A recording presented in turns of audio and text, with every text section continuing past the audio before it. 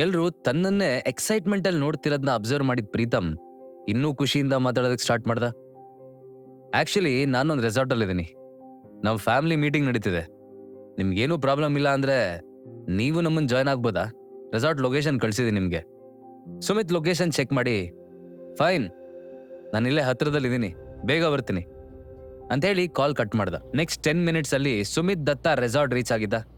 Preetham gate ವರ್ಗೂ ಹೋಗಿ ಅವನನ್ನ ಮೀಟಿಂಗ್ ಹಾಲ್ಗೆ ಕರ್ಕೊಂಬಂದ.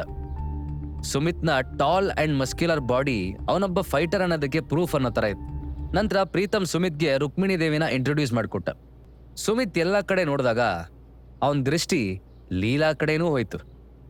ಶ್ರೀಲೀಲಾ ಆಗ್ಲೇ ಅವನನ್ನ ನೋಟಿಸ್ ಮಾಡಿದ್ದು. ಅವಳು ಅವನ ಕಡೆ ಒಂದು ರೆಸ್ಪೆಕ್ಟ್ಫುಲ್ ಸ್ಮೈಲ್ ಕೊಟ್ಲು ಅಷ್ಟೇ. ಸುಮಿತ್ ಎಲ್ರನ್ನೂ ನೋಡ್ತಾ, ಇದು ನಿಮ್ಮ ಫ್ಯಾಮಿಲಿ ಮೀಟಿಂಗ್, ಆದರೂ ನಾನು ಬಂದಿದ್ದೀನಿ, ನಿಮ್ಗೆ ಯಾರಿಗೂ ಏನೂ ಬೇಜಾರಿಲ್ಲ ತಾನೇ ಅಂತ ಕೇಳ್ದ. ಆಗ ರುಕ್ಮಿಣಿ ದೇವಿ, ಇಲ್ಲ ಸುಮಿತ್ ಅವರೇ, ನೀವು ಅಂತೇನೋ ಹೇಳೋದಕ್ಕೆ ಮುಂದಾದ್ರು. ತಕ್ಷಣ ಸುಮಿತ್ ಅವರನ್ನ ಇಂಟ್ರಪ್ಟ್ ಮಾಡಿ, ನೀವು ವಯಸ್ಸಲ್ಲಿ ದೊಡ್ಡವರು, ಸುಮಿತ್ ಅಂತಾನೆ ಕರೀರಿ, ಈ ಅವರೇ ಗಿವ್ರೆ ಎಲ್ಲ ಬೇಡ ಅಂದ. ನಂತರ ಕೆಲವು ನಿಮಿಷಗಳ ಕಾಲ ಅಲ್ಲಿ ಯಾರು ಏನೂ ಮಾತಾಡಲಿಲ್ಲ. ರುಕ್ಮಿಣಿ ದೇವಿ, ಯಾಕೆಲ್ಲರೂ ಸೈಲೆಂಟ್ ಆಗಿದ್ದೀರಾ, ಪ್ರೀತು ಹೇಳು ಅಂತ ಪ್ರೀತಮ್ ಕಡೆ ನೋಡಿದ್ರು. ಪ್ರೀತಮ್ ಸುಮಿತ್ಗೆ ಎಲ್ಲ ಎಕ್ಸ್ಪ್ಲೈನ್ ಮಾಡ್ದ. ಸುಮಿತ್ ಆಶ್ಚರ್ಯದಲ್ಲಿ, ನಿಜವಾಗ್ಲೂ ಹಾಗಾದ್ರೆ ನಿಮ್ಮ ಕಂಪ್ನಿ 60% ಶೇರ್ಸು ಇವಾಗ AK ಕಾರ್ಪೊರೇಷನ್ ಹೆಸರಲ್ಲಿದೆಯಾ ಅಂತ ಕೇಳ್ದ. ಹೌದು ಸುಮಿತ್, ಈಗ ನಮ್ಮ ಹತ್ರ 40% ಶೇರ್ಸ್ ಮಾತ್ರ ಇದೆ. ಅದರಲ್ಲಿ 10% ಶೇರ್ಸ್ನ ಮಾರಾಟ ಮಾಡಬೇಕು ಅಂತ ನಾವೆಲ್ಲರೂ ಸೇರಿ ಡಿಸೈಡ್ ಮಾಡಿದ್ದೀವಿ ಅಂತ ಪ್ರೀತಮ್ ಹೇಳಿದಾಗ, ಅವನು ಯಾಕೆ ತನ್ನನ್ನ ಇಲ್ಲಿಗೆ ಬರೋದಕ್ಕೆ ಹೇಳಿದ್ದಾರೆ ಅಂತ ಸುಮಿತ್ಗೆ ಅರ್ಥ ಆಯ್ತು. ಸುಮಿತ್ ಸ್ವಲ್ಪ ಹೊತ್ತು ಅದ್ರ ಬಗ್ಗೆನೇ ಯೋಚನೆ ಮಾಡ್ತಿದ್ದ. ಅವನು ಸುಮ್ಮನೆ ಇರೋದು ನೋಡಿ ಪ್ರೀತಮ್, ಏನಾಯ್ತು ಸುಮಿತ್, 10% ಶೇರ್ಸ್ ತಗೊಳ್ಳೋದಕ್ಕೆ ನಿಮ್ಗೆ ಇಂಟ್ರೆಸ್ಟ್ ಇಲ್ವಾ ಅಂತ ಕೇಳ್ದ. ಸುಮಿತ್, ನೋನೋ, ನಾನು ಸ್ವಲ್ಪ ಕ್ಯಾಲ್ಕುಲೇಷನ್ಸ್ ಮಾಡ್ತಿದ್ದೆ ಅಷ್ಟೇ ಅಂತಂದ. ಮುಂದಿನ ಕೆಲವು ನಿಮಿಷಗಳ ಕಾಲ ಆ ರೂಮಲ್ಲಿ ಕಂಪ್ಲೀಟ್ ಸೈಲೆನ್ಸ್ ಇತ್ತು. ಸುಮಿತ್ ಶೇರ್ಸ್ ತಗೊಳ್ಳೋದಕ್ಕೆ ಒಪ್ಕೊಳ್ಳಿ ಅಂತ ಆಲ್ಮೋಸ್ಟ್ ಎಲ್ಲರೂ ಅನ್ಕೋತಿದ್ರು. ಕೆಲವು ನಿಮಿಷಗಳ ನಂತರ ಸುಮಿತ್ ಕೊನೆಗೂ ಮೌನ ಮುರಿದ. ಪ್ರೀತಮ್, ನನಗೆ ಶೇರ್ಸ್ ಪರ್ಚೇಸ್ ಮಾಡೋದಕ್ಕೆ ಏನೂ ಪ್ರಾಬ್ಲಮ್ ಇಲ್ಲ. ಸುಮಿತ್ ಬಾಯಿಂದ ಈ ಮಾತು ಬರ್ತಾ ಇದ್ದ ಹಾಗೆ ಅಲ್ಲಿರೋರಿಗೆಲ್ಲ ಸಿಕ್ಕಾಬಡೆ ಖುಷಿ ಆಯ್ತು. ರುಕ್ಮಿಣಿ ದೇವಿ ಅವ್ರಿಗಂತೂ ತಲೆ ಮೇಲಿರೋ ದೊಡ್ಡ ಭಾರ ಇಳ್ದಂಗಾಯ್ತು. ಪ್ರೀತಮ್ ಪ್ರೌಡಾಗಿ ಫೀಲ್ ಮಾಡ್ಕೊಂಡು ಎಲ್ಲರ ಕಡೆ ನೋಡ್ದ. ಎಲ್ಲರ ಮನಸ್ಸಲ್ಲೂ ಪ್ರೀತಮ್ ಈಗ ಫ್ಯಾಮಿಲಿ ಪ್ರೊಟೆಕ್ಟರ್ ಅನ್ನೋ ಭಾವನೆ ಮೂಡಿತ್ತು. ಆಗ್ಲೇ ಸುಮಿತ್, ನಾನು 10% ಶೇರ್ಸಿಗೆ 300 ಕೋಟಿ ಕೊಡೋದಕ್ಕೆ ರೆಡಿ ಇದ್ದೀನಿ ಅಂತ ಅನೌನ್ಸ್ ಮಾಡ್ದ. ಸುಮಿತ್ ಹೇಳಿದ ಅಮೌಂಟ್ ಕೇಳಿ ಚಕ್ರವರ್ತಿ ಮೆಂಬರ್ಸ್ ಎಲ್ಲ ಶಾಕ್ ಆದ್ರು. ಅವ್ರಿಗೆ ಈ ಪ್ರೈಸ್ನ ನಂಬೋದಕ್ಕೆ ಆಗ್ಲಿಲ್ಲ. ರುಕ್ಮಿಣಿ ದೇವಿ ಅಂತೂ ಇದಕ್ಕೆ ಜಾಸ್ತಿ ಅಂದ್ರೆ 100 ಕೋಟಿ ಬರ್ಬೋದು ಅಂತಾನೆ ಅನ್ಕೊಂಡಿದ್ರು. ಆದ್ರೆ ಸುಮಿತ್ ಅವ್ರು ಅನ್ಕೊಂಡಿದ್ಕಿಂತ ಜಾಸ್ತಿನೇ ಆಫರ್ ಮಾಡಿದ್ದ. ಇವನ್ ಪ್ರೀತಮ್ ಕೂಡ ಇದನ್ನ ಎಕ್ಸ್ಪೆಕ್ಟ್ ಮಾಡಿರಲಿಲ್ಲ. ರುಕ್ಮಿಣಿ ದೇವಿ ಖುಷಿ ಆದ್ರೂ ತೋರಿಸ್ಕೊಳ್ದೆ, ಓಕೆ ಸುಮಿತ್, ನಿಮ್ ಜೊತೆ ಬಿಸ್ನೆಸ್ ಮಾಡೋದಕ್ಕೆ ನಮಗೆ ತುಂಬಾ ಖುಷಿ ಇದೆ, ಬಟ್ ನೀವಿದನ್ನ ಯೋಚನೆ ಮಾಡಿನೇ ಹೇಳ್ತಿದ್ದೀರಲ್ವಾ ಅಂತ ಕೇಳಿದ್ರು. ಅದಕ್ಕೆ ಸುಮಿತ್, ಅಫ್ಕೋರ್ಸ್, ನನಗಿಲ್ಲಿ ದುಡ್ಡು ಪ್ರಾಬ್ಲಮೇ ಅಲ್ಲ, ಆದ್ರೆ ನಂದೊಂದು ಕಂಡೀಷನ್ ಇದೆ ಅಷ್ಟೇ ಅಂದ. ಇನ್ನೂ ಎಕ್ಸೈಟ್ಮೆಂಟ್ ಅಲ್ಲೇ ಇದ್ದ ಪ್ರೀತಮ್, ಏನ್ ಕಂಡೀಷನ್ ಅಂತ ಕೇಳ್ದ. ಜಸ್ಟ್ 10% ಶೇರ್ಸ್ ಇಂದ ನನಗೆ ಅಷ್ಟೇನು ಲಾಭ ಆಗಲ್ಲ, ಅದಕ್ಕೆ ಈ ಸಣ್ಣ ಕಂಡೀಷನ್ ಆಗ್ತಿದ್ದೀನಿ. ನನಗೆ ಈ 10% ಜೊತೆ ಕಾರ್ತಿಕ್ ಹತ್ರ ಇರೋ 60% ಶೇರ್ಸ್ ಕೂಡ ಬೇಕು.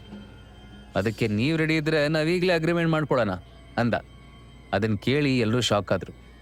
ರುಕ್ಮಿಣಿ ದೇವಿಗೆ ಪ್ರೀತಮ್ ಚಾಯ್ಸ್ ಮೇಲೆ ನಂಬಿಕೆ ಇದ್ರು, ಸುಮಿತ್, ನೀವು ತಮಾಷೆ ಮಾಡ್ತಿದ್ದೀರಾ ಅಥವಾ ಇದನ್ನೇನಾದ್ರೂ ಗೇಮ್ ತರ ನೋಡ್ತಿದ್ದೀರಾ ಅಂತ ಕೇಳಿದ್ರು. ಸುಮಿತ್, ನೋ, ನಾನು ಸೀರಿಯಸ್ ಆಗಿ ಹೇಳ್ತಿರೋದು ಅಂತ ಗಂಭೀರವಾಗಿ ಹೇಳಿದಾಗ ಎಲ್ಲರೂ ಕನ್ಫ್ಯೂಸ್ ಆದ್ರು. ಮತ್ತೆ ಸುಮಿತ್ ತಾನೇ, ಯಾರು ಮಾತಾಡ್ತಿಲ್ಲ ಅಂತ ಕೇಳಿದಾಗ ಪ್ರೀತಮ್, ಸುಮಿತ್, ಅದು ನಾವ್ ಇವಾಗಲೇ ಕಾರ್ತಿಕ್ ಜೊತೆ ಅಗ್ರಿಮೆಂಟ್ಗೆ ಸೈನ್ ಮಾಡ್ಬಿಟ್ಟಿದೀವಿ, ಅದಕ್ಕೆ ಏನ್ ಹೇಳ್ಬೇಕು ಅಂತ ಗೊತ್ತಾಗ್ತಿಲ್ಲ ಅಂದ. ಅದ್ರಲ್ಲೇನಿದೆ, ಆ ಡೀಲ್ ಕ್ಯಾನ್ಸಲ್ ಮಾಡಿದ್ರಾಯ್ತು, ನಿಮ್ಗೆ ಓಕೆನಾ ಅಂತ ಹೇಳಿ ಮೊದಲು. ಸುಮಿತ್ ಅದೊಂದು ದೊಡ್ಡ ವಿಷಯನೇ ಅಲ್ಲ ಅನ್ನೋ ಥರ ಹೇಳ್ದ. ರುಕ್ಮಿಣಿ ದೇವಿ, ಈಗಾಗಲೇ ಅಗ್ರಿಮೆಂಟ್ ಆಗೋಗಿದೆ, ಮತ್ತು ಅದನ್ನು ಕ್ಯಾನ್ಸಲ್ ಮಾಡೋದು ಸರಿಯಲ್ಲ ಅಂದಾಗ ಸುಮಿತ್, ಸರಿ ಹಾಗಾದ್ರೆ ಮತ್ತೆ ನಾವು ನೆಗೋಷಿಯೇಟ್ ಮಾಡೋ ಅಂಥದ್ದೇನೂ ಇಲ್ಲ, ನಾನಿವಾಗ ಹೊರಡ್ತೀನಿ ಅಂತ ಹೇಳ್ತಾ ಎದ್ದು ನಿಂತ. ಪ್ರೀತಮ್ ಅವನನ್ನು ತಡೆದು ನಿಲ್ಲಿಸಿ ಸೀದಾ ಅಜ್ಜಿ ಹತ್ರ ಓಡ್ದ. ಅಜ್ಜಿ, ಯಾಕಿನ್ನೂ ಹಿಂದೆ ಏಟಾಗ್ತಿದ್ದೀರಾ?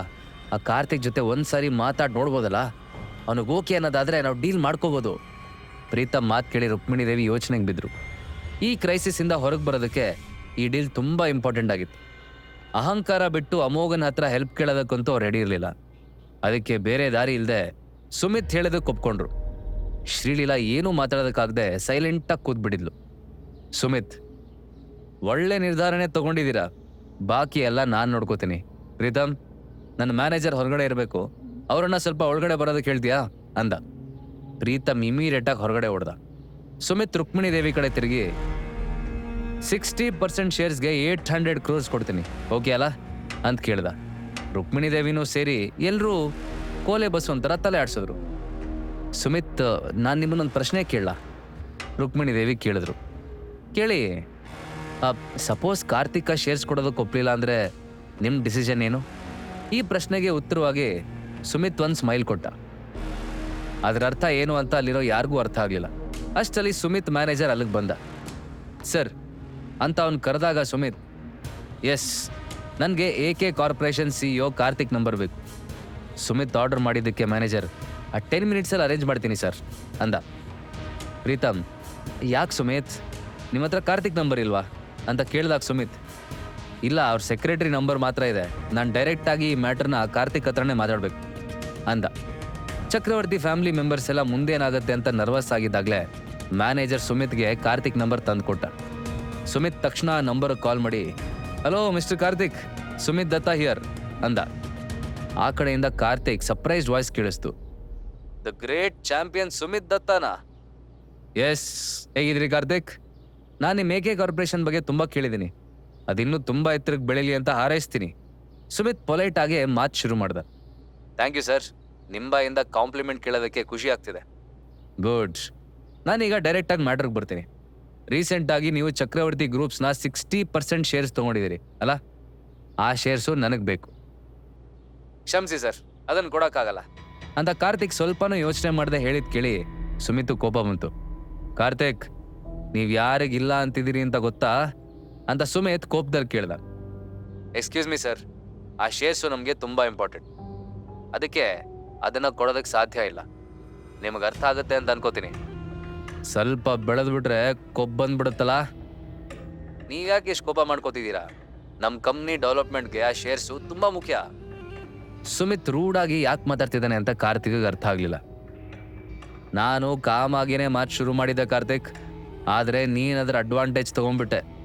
ಇನ್ನು 2 ದಿನದಲ್ಲಿ ನೀನು ಕಟ್ಟಿರೋ ಸಾಮ್ರಾಜ್ಯ ಹೇಗೆ ಕೆಳಗಡೆ ಉರುಳುತ್ತೆ ಅಂತ ನೋಡ್ತಿರೋ.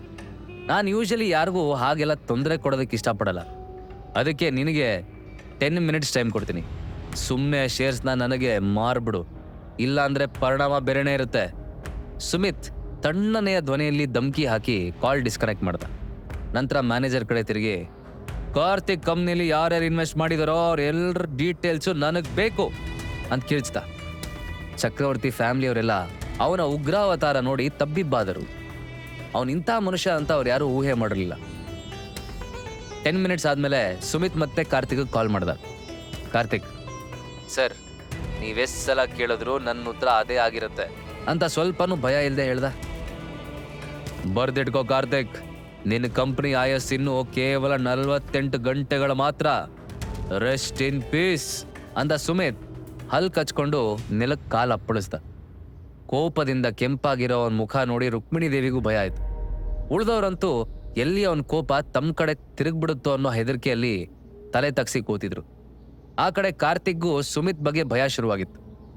ಸುಮಿತ್ ಇನ್ಫ್ಲೂಯೆನ್ಸ್ ಬಗ್ಗೆ ಅವನಿಗೂ ಚೆನ್ನಾಗಿ ಗೊತ್ತಿತ್ತು. ಇದೆಲ್ಲ ಎಲ್ಲೂ ಹೋಗಿ ಮುಟ್ಟುತ್ತೋ ಅಂತ ಅವ್ನು ನರ್ವಸ್ ಆಗಿದ್ರೆ, ಈ ಕಡೆ ಸುಮಿತ್ ಮ್ಯಾನೇಜರ್ AK ಕಾರ್ಪೊರೇಷನ್ನ ಇನ್ವೆಸ್ಟರ್ಸ್ ಡೀಟೇಲ್ಸ್ ಕಲೆಕ್ಟ್ ಮಾಡ್ತಿದ್ದ. ಹಾಗಾದ್ರೆ ಮುಂದೇನಾಗುತ್ತೆ? ಸುಮಿತ್ ತಾನು ಅನ್ಕೊಂಡ ಹಾಗೆ AK ಕಾರ್ಪೊರೇಷನ್ ಮುಚ್ಚೋ ಹಾಗೆ ಮಾಡ್ತಾನ, ಅಥವಾ ಅದಕ್ಕಿಂತ ಮುಂಚೆನೆ ಕಾರ್ತಿಕ್ 60% ಶೇರ್ಸ್ನ ಸುಮಿತ್ ಕೊಡೋದಕ್ಕೆ ಒಪ್ಕೋತಾನ? ಹಾಗಾದ್ರೆ ಈಗಲೇ ಡೌನ್ಲೋಡ್ ಮಾಡಿ ಪಾಕೆಟ್ FM ಮತ್ತು ಕೇಳಿ ಅರಸು.